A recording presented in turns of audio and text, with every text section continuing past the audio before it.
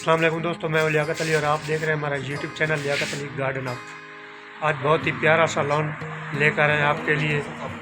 ये रहीम भाई ने तैयार किया है, तो चलते हैं जनाब वीडियो की जानिब।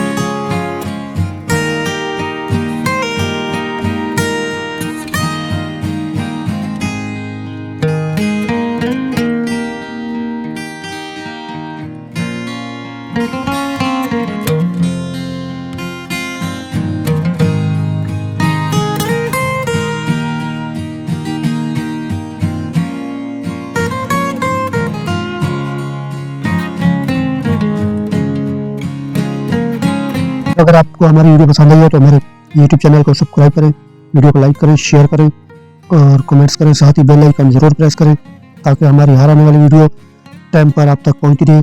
नेक्स्ट वीडियो तक के लिए खुदा हाफिज़।